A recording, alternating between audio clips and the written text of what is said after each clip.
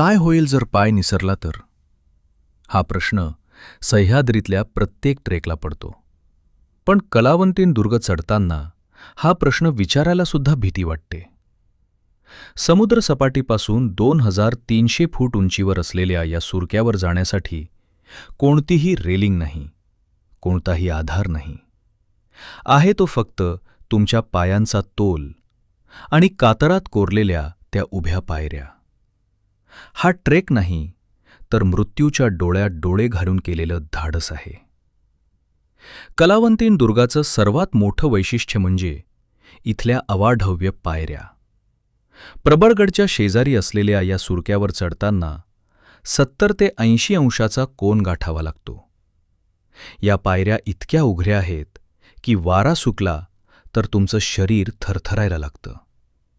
बाजूला कोणतंही संरक्षण नसताना एका बाजूला डोंगर आणि दुसऱ्या बाजूला खोल दरी पाहत वर जाणं हे कच्च्या काळजाच्या माणसाचं काम नाही.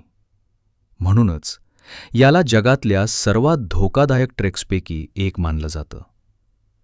पण जेव्हा तुम्ही रांगत चढत शिखरावर पोहोचता तेव्हा तिथून मिळणारा आनंद शब्दात मांडता येत नाही.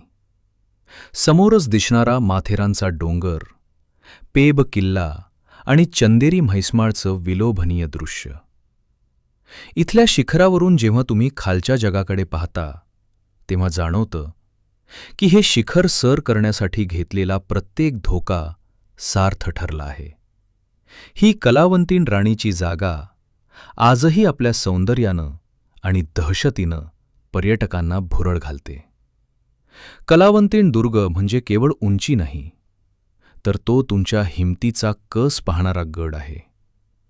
जर तुमच्यात खरी जिगर असेल तरच या पायऱ्यांवर पाऊल ठेवा. हा थरार पाहण्यासाठी तुम्ही तयार आहात का? व्हिडिओ लाईक करून कमेंटमध्ये जय शिवराय लिहायला विसरू नका.